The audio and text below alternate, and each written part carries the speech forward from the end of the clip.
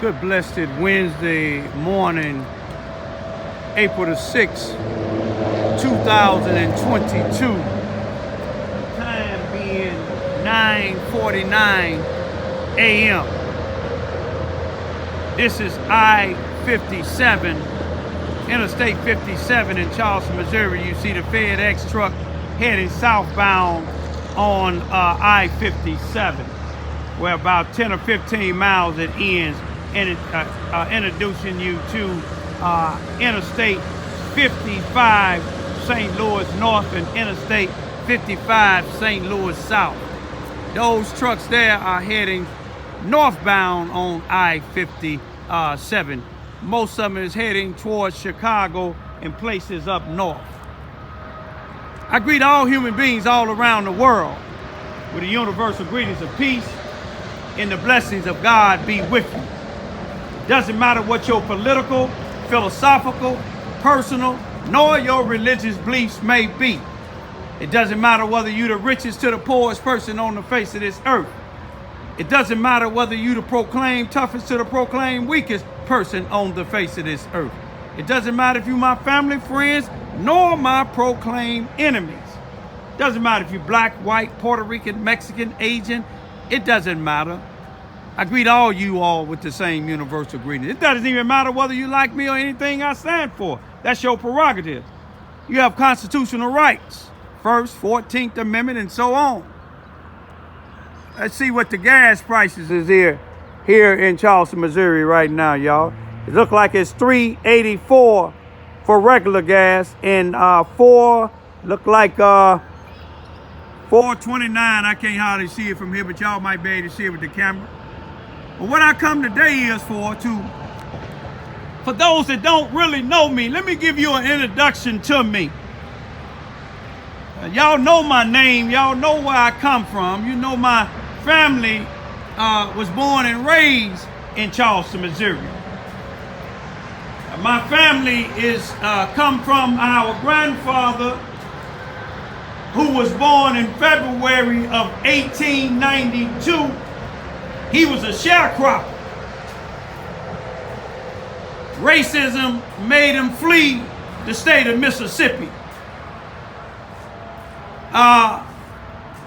He was a sharecropper raising cotton in something called Bowico, I believe it is, was eating up his cotton in Arkansas, and he moved my 5 aunties down here to Charleston, Missouri, and later him and his wife made both of them rest in peace. She gave birth to 6 boys, my dad being the second oldest one. But my granddad, his 2 brothers fought in the war. My dad and 2 of his brothers, one of his brothers fought in the war. My dad fought in World War II, and my uncle, my dad's brother, Ernest Ivy Sr., fought in the Korean War. May both of them rest in peace. Both of them is resting in Bloomfield, Missouri Veteran Cemetery. But now I came down here in 1996, May the 3rd to be exact. Be 26 years this year. And you can ask anybody if y'all know what Shiny Light Church is at. Old and new generation. If you know what Shiny Light Church is at, on East, on Marshall Street, on West Marshall Street, right down from the Susanna Wesley Family Learning Center, which used to be G&H Furnishing Company. Susanna Wesley now is 601, I believe it's West Marshall Street. They coming like twos, like when Noah took them. You see, some people didn't pay attention to him. 120 years teaching it's gonna rain. But back to where the Shiny Light Church is at. That used to be the underground. You see, that used to be where a lot of people, not a lot of people, but some of the people that was getting high, drinking, using drugs, but where a lot of people look down on them. Some of them have been to prison. A lot of people look down on them. But I rarely, if any time, I seen any of these preachers going over to the underground. The underground, it was some almost 10 just holding the place up. Some of y'all know what I'm talking about. Most of the brothers that hung up under there, they dead and gone, may they rest in peace. They was good brothers to me. They wasn't dressed well in there, but you know, after I got to going over there speaking with them for a while, I learned about all of them. You see what I'm saying? And I seen why they wasn't going to churches. And they told me why. So what I did, I joined a church in Liberin, Missouri, ways away from here. And I told the bishop then and a couple of the preachers, some of the preachers grew up here in Charleston, Missouri. I didn't. And I told them I got some guys I want to start bringing to church. And I asked these guys, would they go to church with me? I convinced them to go. The church gave me a van. And then the little youngsters, I called my nephews. Their mother passed away, 3 of them. 4 of them brother, a couple of them twins. Some of them is in Kansas City and other places in Missouri, but they doing good. North, South Carolina, but they doing good. They know who I'm talking about. Young guys. But anyway, I had one of the youngsters driving one of my cars. I didn't have no children down here then. And we used to take them to Liberin, to the church. And when I went to pick these guys up, I didn't think they was coming. These guys was dressed like gangsters. You hear me? Buzz Moran, Frank Nitty. One of them name was Frank Nitty. But these brothers, some of their family members are still living, but they know who I'm talking about. And I used to take them to church. You see, people they didn't pay them no mind because they was up under this broke down place. It was, it was almost like a shed.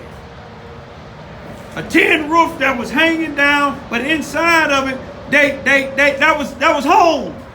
Even though they had places to live, that was home.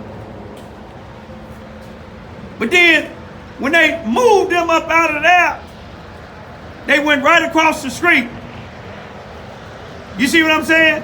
It was a thing they called up under the tree. And there was a building over there. But I used to bring them food. I used to come over there. They'd listen to the things that I had to say because they knew I was sincere. And when I was living on Rodney Street in the projects in a 1-bedroom apartment, it's a brother that's in Syson now. He know what I'm talking about. He was out in the world pretty bad. And me and him he used to come down to my apartment. I got to start having a Bible study in my apartment with strangers, y'all. Where guys was out there doing all type of wrong. But God sent me to do that. I used to, when they locked me up about 20-something years ago for something I know I didn't do, and I stayed in the jail for 5 months. I never went to the yard. I didn't go outside. They allowed me to stay in a cell by myself. And I used to come out at night and go to the other pods and have Bible study with these brothers. I used to go in there and talk to the brothers because I used to see when a brother from Syson come to the Charleston, Mississippi County Jail, they being jumped on. And I said, what's happening? He from Syson. And I asked them, can we get in a circle and start praying, y'all? You know, the Ku Klux Klan don't care if you're from Syson. They don't care if you're from Yazoo, Mississippi. They still gonna put a rope around your neck.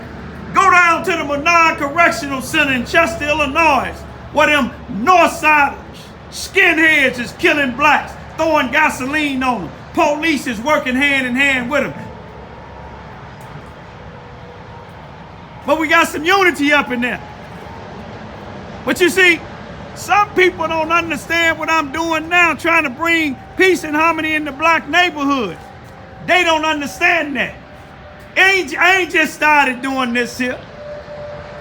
It's another brother that don't really recognize me when I went to the funeral at the big Methodist church up across from Casey's, when one of the known school teachers passed away. And I asked this one guy that said he's a preacher, I asked him, do they have any more obituaries? He was talking to some people. He acted like he didn't really want to say nothing to me. He said, I don't know. You have to ask them. That's all he said. He didn't say, how you doing? But this is the same one when I used to let me go back up in the jail after I got out and I was witnessing to the brothers.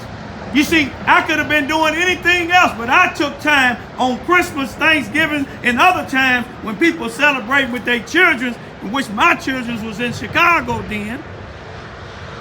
I was living by myself. I went in there when nobody else was in there. But then there was other preachers, men and women used to go in there that was sincere. But this brother here, he told me when he got out, he said, brother, you helped me turn my life around. He said, I wouldn't be preaching now, but he won't tell the people that up behind the pulpit. You know why? I ain't gonna even say why. But that one other brother in Sison, he not ashamed to tell it. Some of y'all in Cape Girardeau, Missouri, and other places here in Charleston, Missouri, y'all know what I was on when I lived on Rodney. Y'all know what I was about. I haven't changed yet. And when I get to talking about felons, I'm not talking about all felons because they consider me a felon. You see what I'm saying? I'm talking about these felons like the ones that came by my house on March the 28th, 2021. Unjustifiable what they did. Uncalled for. If they was in Chicago, St. Louis, or any place where there is some black unity, they would have been history because it's bad enough. Ketanji Brown Jackson, a federal judge that's been nominated, which will be appointed to the highest courts in the land, to the United States Supreme Court. She was fighting against white prejudiced individuals like Josh Hawley, a Missouri senator. You see what I'm saying? She was fighting against a racist out of Texas, Ted Cruz. She was fighting against people from Kentucky and other places. And if it shoe fit wag, while I'm sitting here, little old me.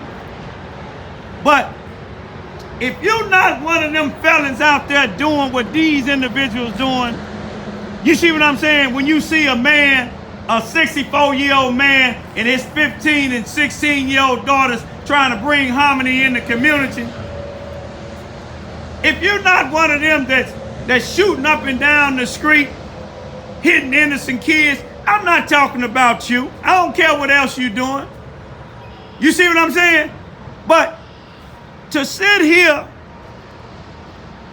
and say you a leader and you being a part of an organization, y'all see I was barred from the Housing Authority of properties.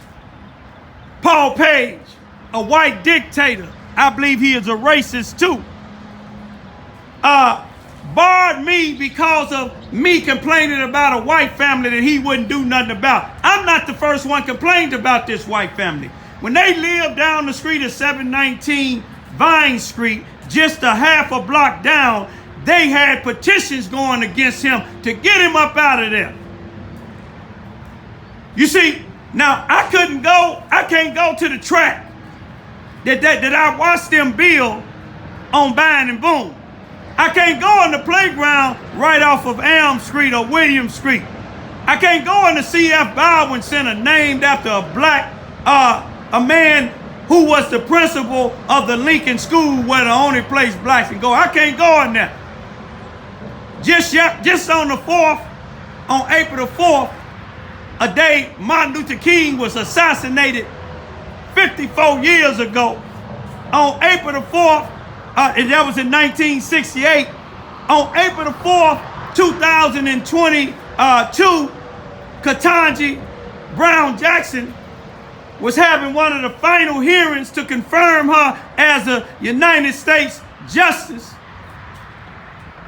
At that same time, the Charleston, Missouri NAACP was having a meeting at 700 Elm Street at the C.F. Baldwin Center where Paul Page borrowed me out of. I couldn't go, so I sent my 15 and 16-year-old daughters there. and they took notes. And you see, the last one I was at last month in February, in March, when I was at the last one in March, after they got to talking about their business, they had an open forum, and the open forum was talking about what happened when them 16 people got shot and 2 got killed. It wasn't on the agenda, but it was on the open forum. And people were saying how they rushed to judgment, how they got the wrong people, how the police didn't do their job. Hey, I ain't got nothing against people saying that, especially when it's your family members. You see what I'm saying? But then they got to talking about other things, about the school resource police officer, Brenda Bedford, what she doing to other people. You see what I'm saying? At basketball games and other places. They talked about that. But my daughters and them sat there and they just knew that they was going to talk about what happened on March the 28th, 2022 at our house when that mob of white and black people came to try to attack their 64-year-old daddy and them. But that wasn't mentioned damn time. But then they recognized a light-skinned guy that came up in there. My youngest daughter didn't know exactly who it was, but I went to a video from September of 2021 when this same light-skinned guy, he was just the recent president of the NAACP here in Charleston, Missouri. Until he stepped down, he was on the news with the chief of police, with his preacher, his pastor, at the Opportunity Church here in Charleston, Missouri. He was on there with one of the former NAACP members. He was on there with the sheriff, and they was talking about the shooting in Wyatt or Wilson City back on Labor Day, September of 2021. They was talking about it was fraction gangs that was doing the shooting. And then he got up, this light-skinned guy, and I showed my daughter the video. She said, yeah, that's him. I said, what was he talking about? His concern wasn't about them people coming over there attacking us. His concern was about these white folks moved the voting thing out of the black neighborhood to the big white Methodist church. I ain't gonna say the church where the majority of the white Methodists go to, in about the 700 block of East Marshall Street, right across the street from the big cases. He was concerned about that. But on this news thing last year, when he was with the chief of police and all these other racist, unjust law enforcement officials, he got up, his pastor got up, saying that if there be any problems, and we know about it, we coming over there. They ain't came to my house. You know why they ain't came to my house? Because I speak about them because they ain't right. Why wasn't it mentioned about what happened on March the 28th, 2021? You know why? Because it's Raymond Ivy, and it's about Paul Page and about the police. The law enforcement didn't come by. The city manager rode past doing this thing. Didn't nobody say nothing about it. Still ain't said nothing about it yet. But let me tell you what you got to do sometime. When you got to do sometime, when they don't stand up, but my daughters and them, they took their NAACP cards and my NAACP card and let them know we are active NAACP members.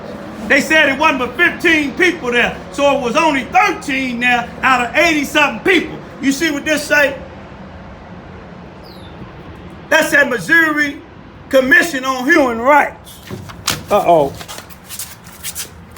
Look at that. Satan don't want me to get it, y'all. I know some of my enemies laughing.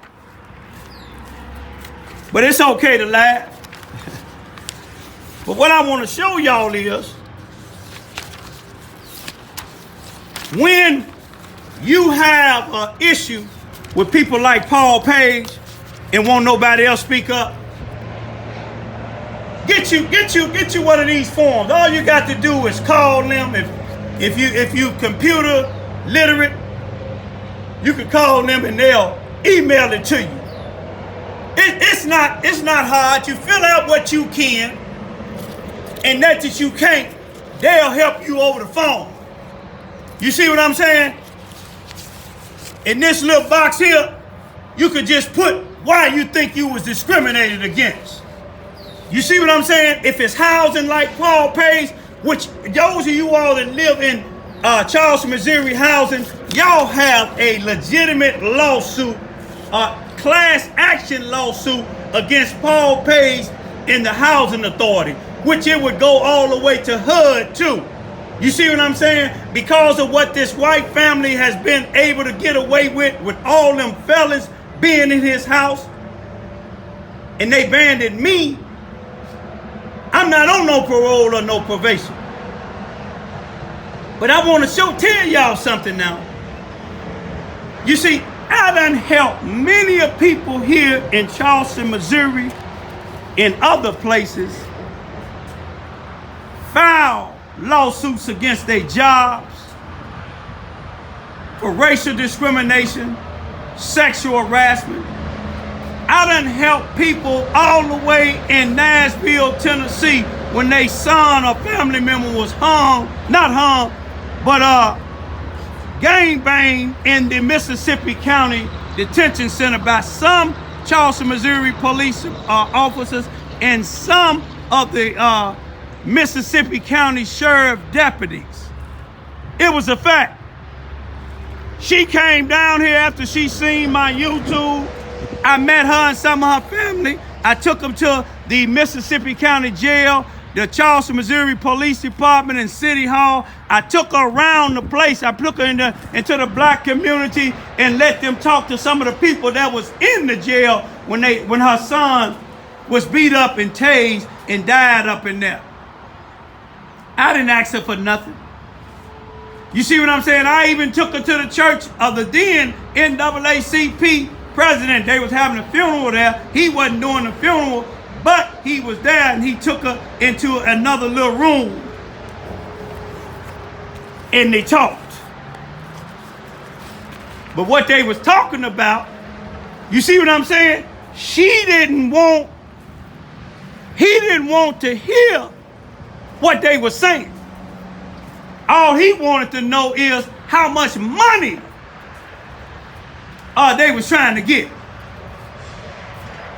But in the end, the mother, I believe, got a $20 million lawsuit settlement with, I believe, with the city of Charleston, the police department, or the city of Charleston, period.